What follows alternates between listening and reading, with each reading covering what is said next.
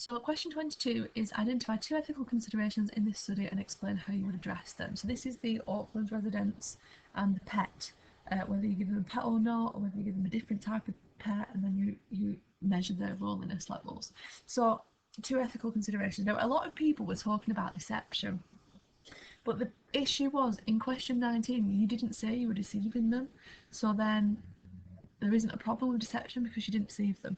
So you can't write about something that wasn't an ethical consideration in your study that you've just wrote. It's got to be something about what you did. So, one of them was, protection from harm. You're giving them a pet and they might really like that pet and then you're going to take it away from them. That's going to cause them to be really upset and really psychologically distressed, particularly if, you're talking about their loneliness. They're going to know that they're going to get really lonely if that pet gets taken away. So how you can address it, I mean, some people put they'd let them keep it at the end, which was lovely. But which is a valid way of doing it. I mean, I don't know how else you could address that. I mean, you could signpost them to services, get them to speak to somebody, get them involved in clubs at the residential home maybe, so that they didn't feel loneliness once the pet had been removed. But yeah, that was a good point. So that would get you 3 marks, and then you need another one. So um, one of the best ones to put.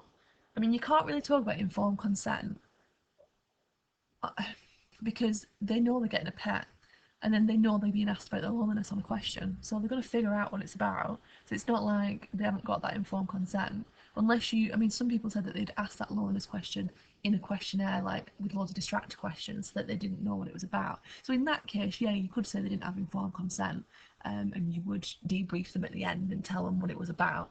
And it was about loneliness and how a pet affects them.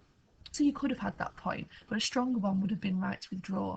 So, for example, the elderly people might not have felt like they could withdraw from the study because they were part of the Aucklands and it was part of something they were doing, and so they didn't feel like they could, give the pet back or whatever.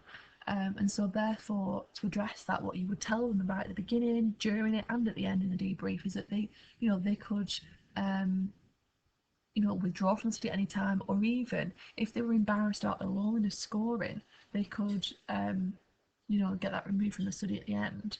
Another thing as well that you could perhaps say is confidentiality. Like everybody knows them in that residential home, and the ratings and things like that might be embarrassed by them. So what you could do to address that is you could give them a number that's not representative of where they live or anything like that in terms of their room numbers, but something different so that you couldn't identify the scores with the actual person in the residential home. So that would address that also.